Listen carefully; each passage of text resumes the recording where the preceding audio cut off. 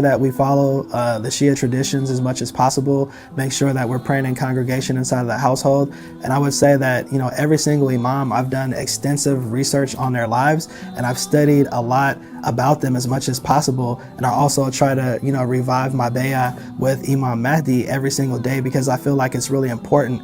And, you know, one of the strongest hadiths that I've ever heard in my life is that if you die without knowing the imam of your time, then you die the death of Jahiliyah, which is ignorance. And I feel like, you know, it's really important to have that connection with the imam of your time, because you don't want to be raised up with some imam that's not the true imam, right? And I think in the Quran, if I'm not mistaken, it talks about how there's imams of guidance and there's imams of falsehood. And, you know, there's some people that may think that, you know, they're just listening to music or different things like that, but they might get so embedded into that stuff that that might become their imam, that they may be raised up with on the day of judgment. So I feel like my mission is to spread the word of the Ahlul Bayt.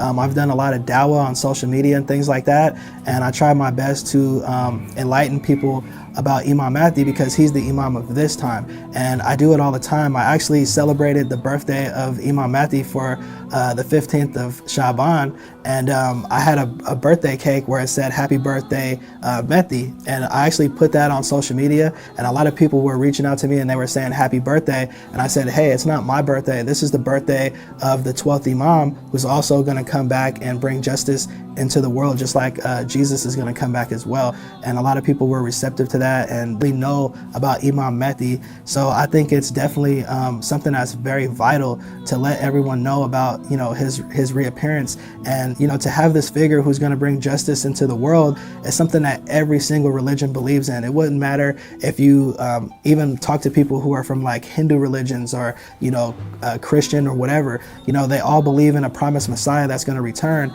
but a lot of them have no knowledge of Imam Mahdi. So I think it's very important for them to know about him, and maybe it might soften up some people's hearts and maybe they might look more into Islam.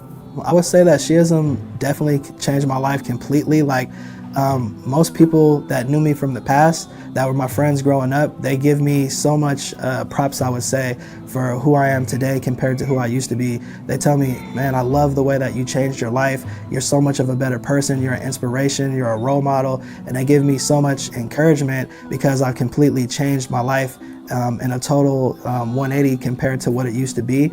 And I think it's just the love of the Ahlul Bayt. Like once you have the love of the Ahlul Bayt inside of your heart and you're rolling with the people who are on the right path, those people rub off on you, and it definitely has a profound effect. So I would say that, you know, me being a follower of the Ahlul Bayt and being a Shia Muslim has definitely changed